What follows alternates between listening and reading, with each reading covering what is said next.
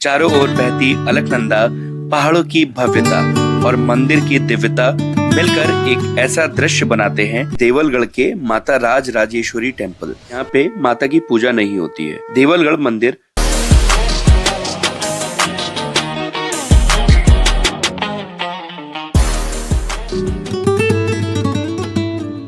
ये सिर्फ एक मंदिर नहीं, ये है पहाड़ों के बीच बसी एक अद्भुत शक्ति। अलकनंदा के बीच खड़ा धारी देवी मंदिर, जहाँ आस्था मिलती है नेचर के रॉ ब्यूटी से। आगे जो देखेंगे वो आपको हैरान कर देगा।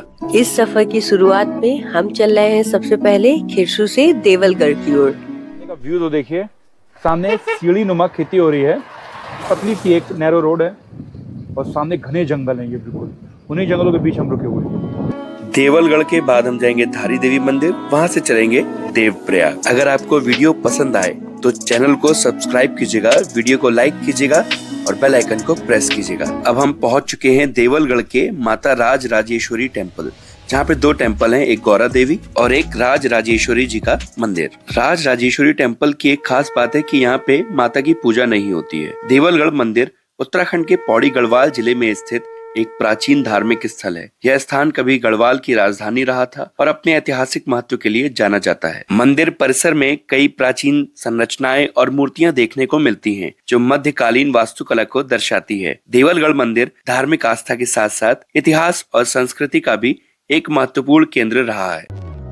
देवलगढ़ होने के बाद अब हम जा रहे हैं बहुत शक्तिशाली और बहुत खूबसूरत अलकनंदा नदी पर बना माँ धारी देवी के मंदिर चलने से पहले आप सबसे पहले इन खूबसूरत नजारों को देखो, जो हमको देवलगढ़ से ले जा रहा है धारी देवी मंदिर। हम पहुंच गए धारी देवी मंदिर। उत्तराखंड की पवित्र अलकनंदा नदी के किनारे एक ऐसी शक्ति विराजमान है जिसे इस क्षेत्र की रक्षक देवी माना जाता है। धारी देवी कहा जाता है कि माँ धारी देवी उत्तराखंड के 4 धामों की संरक्षक है। यह मंदिर श्रीनगर और रुद्रप्रयाग के बीच स्थित है और सदियों से श्रद्धालुओं की आस्था का केंद्र बना हुआ है।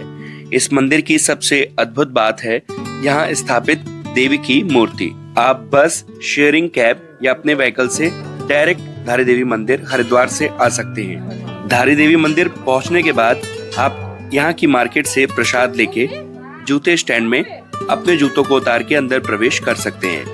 धारी देवी में स्थित देवी माँ को दिन में 3 अलग अलग रूपों में देखा जाता है। सुबह ये बालिका के रूप में, दोपहर में युवती के रूप में और शाम होते होते वृद्धा के रूप में। स्थानीय मान्यताओं के अनुसार माँ धारी देवी की मूर्ति को उसके स्थान से हटाना अशुभ माना जाता है। इतिहास में कई बार ऐसा प्रयास हुआ और हर बार इसके साथ प्राकृतिक आपदाओं को जोड़ा गया। साल 2013 की केदारनाथ आपदा के समय भी कि मंदिर की मूर्ति को स्थानांतरित करने के तुरंत बाद ही यह भीषण आपदा आई।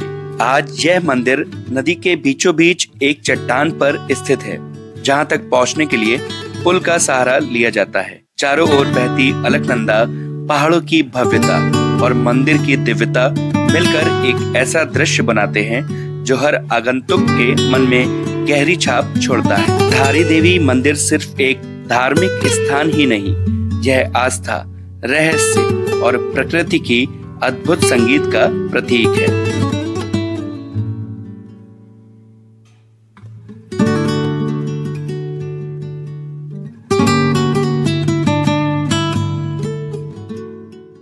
अब आप दर्शन कीजिए माँ धारी देवी का। श्रद्धालुओं के लिए माँ धारी देवी की शक्ति और उनकी उपस्थिति अटूट विश्वास का विषय है।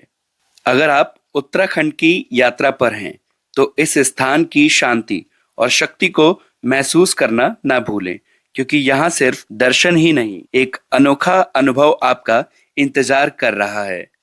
जूता है कि नहीं देखते हैं आप। एक शूज ये रखा था, ये एक वहाँ रखा था। ये मंदिरों में दर्शन के लिए जाते समय मेरी जूते बचाने की ट्रिक है। एक जूता हम कहीं और रखते हैं और दूसरा कहीं और। ये देखिए सामने जो है एक छोटा सा बीच बना है गंगा नदी का, और यहाँ पे एक ब्रिज है, उसकी उस साइड मोटर बोटिंग होती है। यहाँ रहने के लिए आपको तमाम होटल और होम स्टेज अवेलेबल हो जाएंगे। हम आपको रिकमेंड करते हैं कि आप नदी के मुहाने पे स्थित पुल को पार करके जो होटल और होम स्टेज हैं वहां रहें, क्योंकि यहाँ पे आपको रेट भी सही लगेंगे और व्यूज भी अच्छे मिलेंगे। और इस पुल पे सुबह सुबह 6 बजे के पहले घूमने जरूर आए, आपको एक अलग ही अनुभव होगा। और सामने यहाँ धारी देवी मंदिर दिखेगा। यहाँ धारी देवी मंदिर को जो पुल जोड़ता है उसके नीचे से स्टेप्स गए हैं, जहाँ पे नदी के जल को एकत्र करने के लिए आप स्टेप्स के थ्रू नीचे जा सकते हैं। यहाँ पे कई लोग नहा भी रहे हैं, जिसके लिए हम आपको मना करेंगे क्योंकि ये जगह बहुत खतरनाक है नहाने के दृष्टिकोण से। यहाँ की मार्केट में प्रसाद के अलावा भी आपको कई तरह की चीजें मिल जाएंगी, जैसे ठंडियों में गर्म चीजें भी आपको मिल जाएंगी। अब हम लोग निकल लिए हैं धारी देवी मंदिर से देवप्रयाग के लिए, और श्रीनगर में स्थित ये डैम आप देख सकते हैं, क्या सुंदर नजारे हैं। अभी हमने धारी देवी मंदिर के बाद श्रीनगर पार ही किया था कि यहाँ पे हमको चाट और गोलगप्पे की बहुत गजब की दुकान मिल गई। बना रहे हैं भैया और मेरे मुंह में अभी से पानी आ रहा है कि कैसा रहेगा। आप इस वीडियो से जुड़े रहिएगा क्योंकि आगे बहुत खूबसूरत नजारे आएंगे। ये है बद्रीनाथ हाईवे। 19 तारीख से यहाँ पे 4 धाम यात्रा शुरू हो रही है, तो जब आप आए तो बहुत संभल के चले क्योंकि यहाँ पे बहुत भीड़ होती है।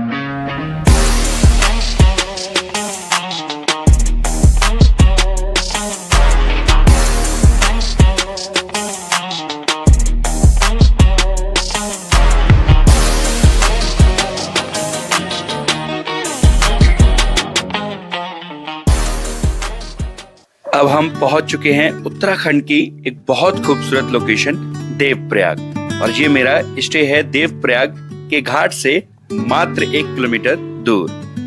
और ये रहे हम, ये देखिए व्यू जो हम आपको दिखा रहे हैं वो इस स्टे से डायरेक्ट घाट के सामने दिख रहे हैं। इस सामने अलकनंदा और भागीरथी का संगम हो रहा है जो यहाँ से बिल्कुल साफ दिख रहा है। और ये यहाँ से कुछ नज़ारे आ रहे हैं। सामने बादल आ चुके हैं, अभी अटखेलियाँ कर रहे हैं बादल, और सामने ये देवप्रयाग संगम के व्यू दिख रहे हैं, शायद आपको दिख पाएँ। अलकनंदा का फ्लो बिल्कुल प्यारा हो गया है अभी सुबह, और भागीरथी तो प्यारी थी ही।